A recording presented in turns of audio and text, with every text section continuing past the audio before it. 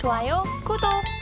네, 그러면 오늘 시장을 주도하는 업종과 이슈에 대해서 심층 분석해보는 마켓 로드맵 이어가 보도록 하겠습니다. 자, 현재 헤르메스 스탁 하창환 본부장님 나와 계십니다. 어서 오세요. 네, 안녕하십니까. 네, 이제 최근 러시아가 이 서방 국가들의 좀 제재의 원유 감산이라는 맞수를 조금 줬습니다. 오늘 국내 증시에서도 관련주들 좀 상승 흐름 연출되고 있는 상황인데요. 다만 이 시장이 러시아의 감산을 좀 예상해왔지 않습니까? 그렇죠. 그런 만큼 이 영향이 크지는 않을 것이다. 이런 관측도 좀 나오고 있는데 어떻게 보시나요? 말씀 주신 게 맞습니다. 이미 시장에서는 감산에 대한 흐름들을 예측을 하고 있었던 상황이고 거기서 크게 벗어나지 않는 발표가 나왔습니다. 그러다 보니까 당연히 공급이 줄어드는 부분에서의 부담감은 있는 상황이지만 원자재 같은 경우는 공급과 수요가 어떻게 진행되느냐에 따라서 사실 가격적인 변동이 크게 나타날 수 있습니다. 그래서 감산에 대한 이슈로 WTI라든지 유가는 일단 영향을 받긴 했지만 이게 지속적으로 사실 상승 기조를 유지를 하려면은 추가적으로 오펙에서 감산을 안 하는 흐름들이 유지가 되는 것들을 확인을 해야 되고요.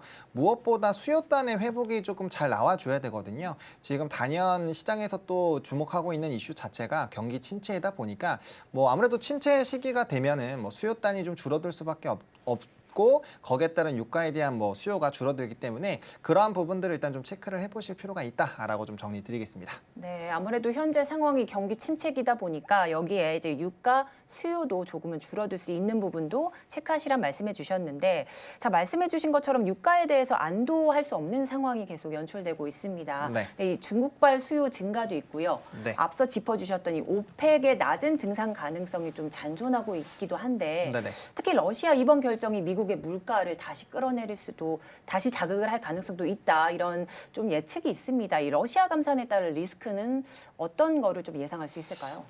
사실 아무래도 원자재 가격이 높아지게 되면 당연히 이제 부담이 되죠. 생산자 물가에 대한 부담이 되고요. 그런 이제 지표들이 또 상승을 하게 되면 자연스럽게 이제 침체에 대한 부담감이 좀 확대가 될 수 있습니다. 그래서 그런 관점으로 보시면 좋을 것 같고요.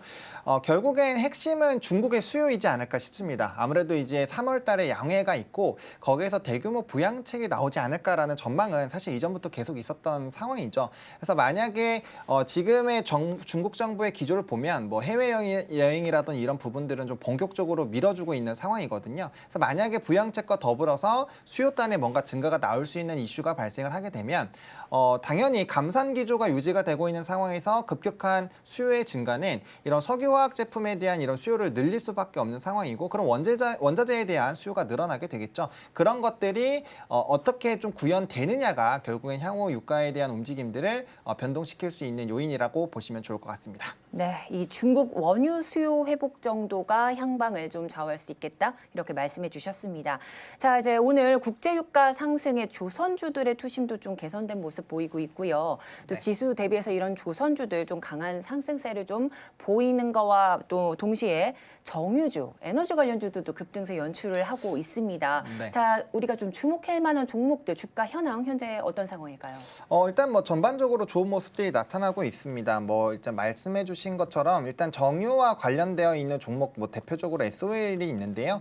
일단은 오늘 윗꼬리가 좀 달리긴 했지만 오늘 이제 좀 약간 테마성으로 적용할 수 있는 한국석유라든지 중앙에너비스 이런 종목군들은 좀 강력하게 시세가 분출이 됐거든요.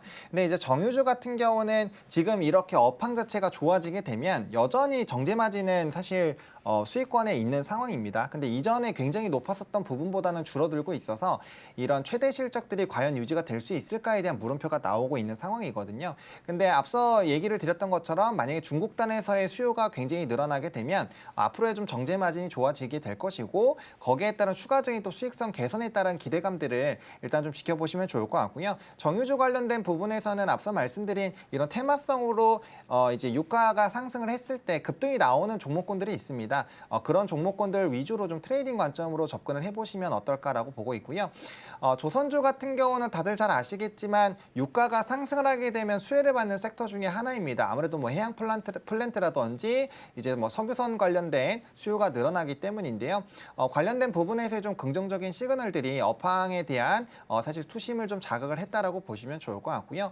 최근에 탄소 중립 기조가 유지가 되고 있죠. IMO 2020 이후부터 계속적으로 이런 탄소 중립에 대한 이슈들이 좀 강화가 되고 있는데 그러다 보니까 LNG선에 대한 수요가 늘어나고 있는 상황입니다. 물론 우리나라가 수주를 워낙 많이 받았었기 때문에 지금 도크는 가득 차 있기는 하지만 LNG선 자체가 고부가선이기 때문에 수익성 부분에서 굉장히 좀 좋고요. 또 재작년 이후부터 성과 부분들이 계속적으로 좀 좋아지고 있는 부분들이 있어서 이러한 전반적인 부분들이 좀 쌓이고 있다라고 보시면 좋을 것 같고 또 조선업 특성상 이런 대금 자체를 4번 정도에서 나눠서 봤는데 2018년에서 19년도 대규모 수주를 받았었던 이런 수주에 대한 대금들이 일부 또 반영이 되지 않을까라는 기대감이 있는 상황이거든요.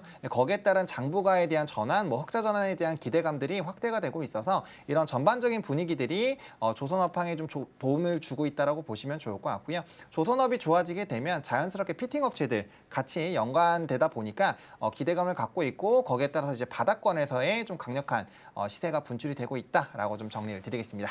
네, 이 지난해도 살펴보자면요, 이 러시아가 천연가스를 좀 무기화하고 네. 좀 나섰습니다. 또 이에 대해서 유럽 주요 국가들도 즉각적으로 신재생 에너지를 조금 시각을 돌리면서 이 관련주들도 함께 견인이 됐던 상황입니다. 자, 그렇다면 이번 감산과 관련된 사태에 따라서 네. 이 또 지난해와 같은 이런 좀 상황들이 좀 연출될 것 같은데 거기에 따른 이 기대되는 수혜주들도 있을 것 같습니다. 앞서 계속 정유주 조금 살펴주셨는데 이 신재생 에너지주들도 향후 향방이 좀 어떻게 될지 정유주와 함께요. 이 향방도 좀 궁금하고요. 이 네. 신재생 에너지 중에서 또 이 일부 또 세부 섹터들이 있지 않습니까? 네. 저희가 어떻게 시각을 조금 바라봐야 될지도 궁금합니다. 네, 일단은 뭐 정유주랑 신재생 에너지 관련된 종목군들을 만약에 두고 보신다면은 저는 신재생 에너지 쪽으로 좀 관심을 가져보시면 어떨까라고 생각을 하고 있습니다.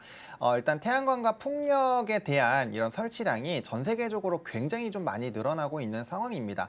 뭐 풍력 같은 경우는 유럽 지역에서의 좀 수요가 굉장히 크게 늘어나고 있는 상황이고요. 태양광 같은 경우는 미국을 중심으로 움직일 가능성이 굉장히 높은데 전 세계적으로 각국에서 이제 기가와트 설치량을 굉장히 좀 높게 설정을 하고 움직이고 있기 때문에 이거는 뭐 이제 전 세계적인 정부의 기조죠. 앞서 말씀드린 탄소 중립을 이뤄내기 위해서 이런 재생에너지에 대한 수요가 많이 늘어나고 있는 상황이고요. 또 이제 러시아 우크라이나 전쟁 앞서 좀 얘기를 해주셨는데 그 부분이 이슈가 되면서 에너지 자립도에 대한 이슈가 부각이 되고 있습니다. 자립을 하기 위해서는 결국에 안정적인 에너지원으로 창출할 수 있는 원전 그리고 지속적으로 환경에 따라서 이제 에너지를 만들어낼 수 있는 신재생 에너지 쪽으로의 수요가 많이 늘어날 수밖에 없는 상황이고요. 특히나 우리나라에서도 태양광이 조금 더 치중을 하긴 했었지만 어쨌든 에너지 비율을 6대4 비율로 태양광과 풍력으로 좀 이제 재배치하는 그런 이슈들도 있었습니다. 그래서 국내에서도 신재생 에너지 전반적인 기조가 좋아지고 있는 상황이고요. 전 세계적인 설치량이 높아지고 있다 보니까 두 섹터 중에서 굳이 고르자고 한다면 저는 재생에너지 쪽으로 좀 손을 얹어드리고 싶다라고 말씀을 드리겠습니다. 네, 이렇게 해서 이제 러시아 감산 이런 이슈가 좀 부각되고 있는 상황인데 이런 러시아 감산 카드에 따라서 원유 공급난 심화 이 가능성도 조금 대두되고 있는 상황입니다. 네. 자, 이에 대해서 탑픽 종목들 그리고 뭐 이미 보유하고 계신 분도 계시고 또 아니면 좀 접근 좀 지금 해봐도 좋을까 이렇게 좀 바라보고 계신 분들이 있는데 투자 전략을 좀 어떻게 세워가야 될까요? 네, 그래서 아까 이제 재생에너지 중에서 결국엔 탑픽으로 좀 이어지기 때문에 지금 말씀을 드리면요. 결국엔 이제 재생에너지 쪽에서는 풍력으로 전 설정을 조금 해봤습니다. 아무래도 이제 수주적인 부분에서의 좀 긍정적인 부분도 있고요.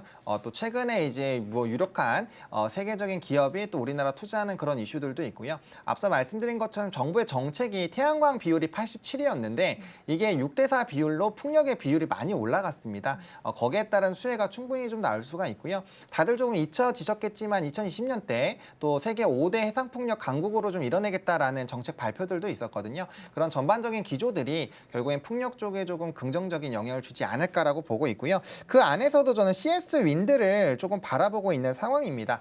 아무래도 이제 수주에 대한 부분에서의 좀 긍정적인 흐름들이 나오고 있는데 뭐 작년에 다들 아시다시피 이 베스타스에서 거의 100%가 넘는 매출액이 좀 이 수주가 있었죠. 그러다 보니까 중장기적인 계약이긴 하지만 작년 매출액을 넘어서는 일단 수주가 나왔다라는 부분에서 굉장히 좀 기대가 된다라고 보시면 좋을 것 같고요. 그 이후에도 계속적인 수주 흐름들이 나타나고 있는 상황이고 풍력타워에서는 독보적인 지위를 가지고 있는 기업입니다. 그리고 뭐 특히나 대만이라든지 이런 기업들 그런 나라들과는 또 연관성이 굉장히 높은 상황이고요.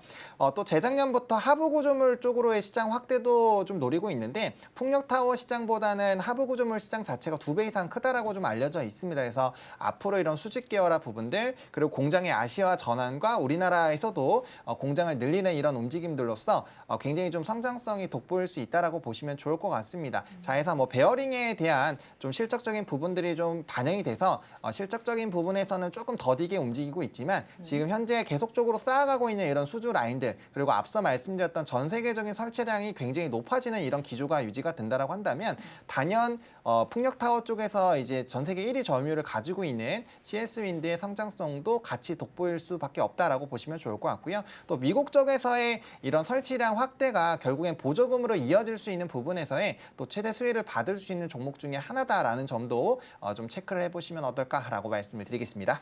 네, 이렇게 해서 신재생 에너지 중에서도 현재 본부장님께서 주목하시는 게 바로 풍력이다 이렇게 말씀해 주시면서 관련 탑픽 종목을 CS 윈드로 조금 꼽아 주셨는데 이 풍력 섹터 내에서도 독보적인 우위를 차지하고 있다 말씀해 주셨으면서 현재 지멘스와 공급 계약을 좀 체결하면서 네. 풍력 기자재 계약 중에선 사상 최대다 이런 말씀을 해 주셨는데 이 부분 조금 더 좀 설명을 해 주실 수 있을까요?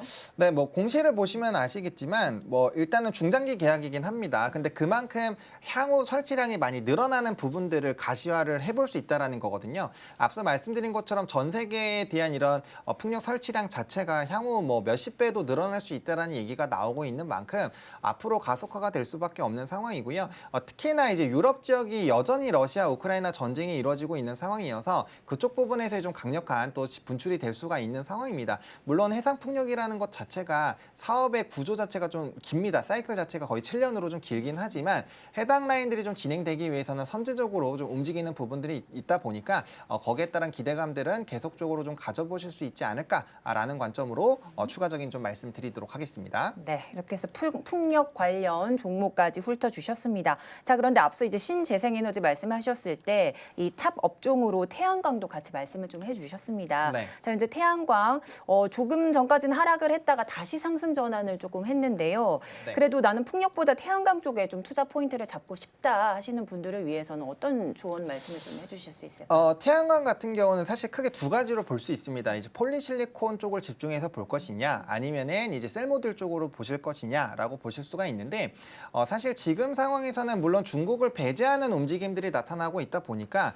뭐 이제 폴리실리콘 쪽에 대한 기대감도 상당히 큰 것은 사실입니다. 근데 미국 쪽이 조금 태양광 흐름들을 단기간에 좀 주도를 할 가능성이 굉장히 높다 보니까 만약에 태양광 쪽으로 좀 관심을 가지고 접근을 하신다면은 저는 뭐 토픽 종목으로는 하나솔루션을 좀 말씀을 드리고 싶고요. 일단 수직 계열화가 진행이 되고 있는 상황에서 이제 미국 쪽에서의 태양광이 25년부터 30년까지 연평균 50기가와트 이상의 좀 성장이 나올 것으로 예상이 되는데 뭐 우리나라 같은 경우는 지금 기가와트 수준이 안 되는 걸로 알려져 있거든요. 그만큼 엄청나게 큰 규모입니다. 그래서 대규모 투자가 들어가게 되면 자연스럽게 그 안에서 사업 영위를 하고 있는 셀 모듈 업체죠.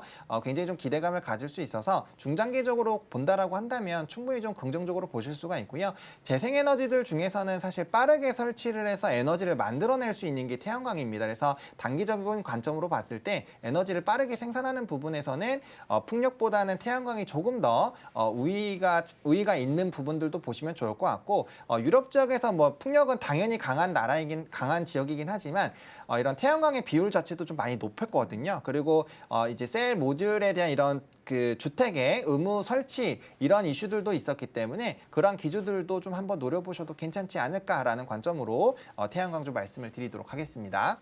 좋아요, 구독!